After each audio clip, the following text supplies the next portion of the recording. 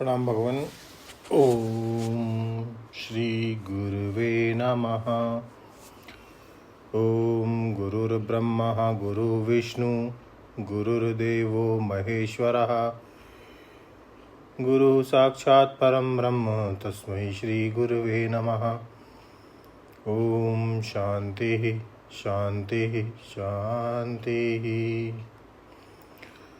ओम ब्रह्म ज्ञान और उसकी साधना द्वारा स्वामी अखंडानंद सरस्वती जी महाराज द्वारा भगवान स्वामी जी ध्यान के विषय में बता रहे थे। उस स्वामी जी ने बताया कि ईश्वर के प्रति मोह और ईश्वर के प्रति आसक्ति उत्पन्न होने चाहिए। विवेक करके मन को संसार की ओर से हटाना चाहिए। ईश्वर के प्रति मोह आसक्ति उत्पन्न करें, ऐसा ध्यान आपको मोह और आसक्ति छुड़ाने के लिए काम देगा। अब आगे स्वामी जी कहते हैं कि मान लो कि आपका मन केवल चंचल हो, आसक्ति ना हो, मोह ना हो, तब कैसा ध्यान करें। कि इसको आप ऐसे समझ सकते हैं कि क्या आपका मन एकांत में बैठने पर किसी चीज़ की खास तौर से याद करता रहता है कि यहाँ से वहाँ भटकता रहता है।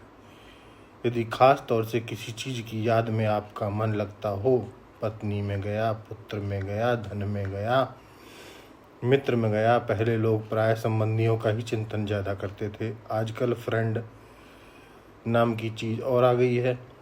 माने मन के लिए एक काम और बढ़ गया। तो समझो कि आपके मन में मोह है, आसक्ति है।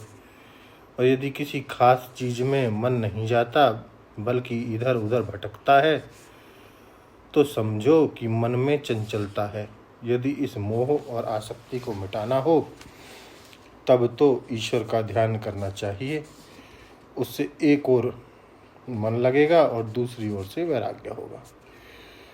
भक्ति वैराग्य दोनों एक साथ आते हैं। विवेक से भी वैराग्य होता है, परंतु विवेक के साथ साथ यदि भक्ति हो तो वैराग्य में स्थिरता आ जाती है। यह बात अनुभव की बताता हूँ। विवेक के साथ भक्ति हो तो वैराग्य में दृढ़ता होती है। अच्छा, यदि आपके मन में कहीं मोह और आसक्ति ना हो, मात्र चंचलता हो, तो योग की रीति से ध्यान चाहिए। योग की रीति से दो तरह का ध्यान होता है। प्रत्येकतांता ध्यानम। एक वृत्ति को, किसी भी एक वृत्ति को पकड़ लीजिए और उसके एक लक्ष्य में चलिए। अथवा सांख्य की रीति से ध्यान कीजिए, फिर राग द्वेष नहीं होगा। अथवा ध्यानम निर्विषयम मनः। अपने मन को शुद्ध करने के लिए किसी भी विषय का चिंतन मत कीजिए।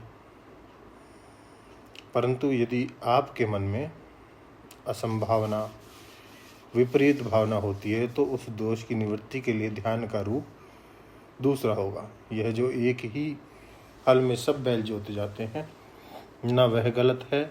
कोई बैल बैलगाड़ी में जोतने का होता है, कोई हल में जोतने का होता है, कोई तेली के कोल्हू में जोतने का होता है। उनकी भी योग्यता अलग अलग होती है।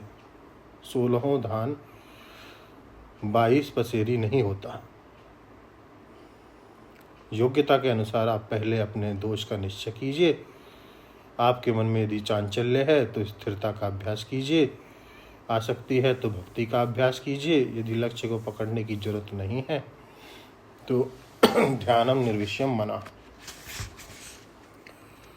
यह समाधान की स्थिति प्राप्त कीजिए। ध्यानम निर्विषयम मनः, यह किस ध्यान साधन में है, कि परंपरा साधन में है, कि बहिरंग साधन में है, कि अंतरंग साधन में है। तो कर्म में इंद्रादि देवता का ध्यान, उपासना में इष्ट देवता का ध्यान और योग में प्रत्यक्षता, ये तीनों परंपरा साधन हैं।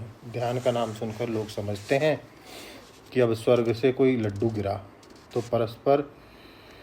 तो परंपरा साधन वाला ध्यान दूसरा है और बहिरंग साधन वाला ध्यान क्या है कि शमदम उपरति तितिक्षा श्रद्धा समाधान। जैसे किसी चीज़ को कब्र में दफना देते हैं,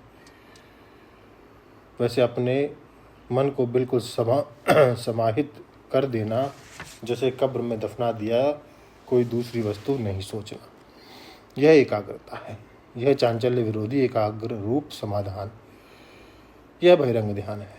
यह बहिरंग ध्यान क्यों है कि यह केवल मन में आने वाली चंचलता का निवारण करने वाला है, यह लक्ष्य के स्वरूप को लखाने वाला नहीं है। अब आपको यदि अज्ञान का विरोधी ध्यान चाहिए जो अज्ञान का नाश कर सके, तो इस ध्यान के बारे में भगवान बताएंगे अगले सत्संग में। ओम शांति ही शांति ही शांति। प्रणाम भगवान।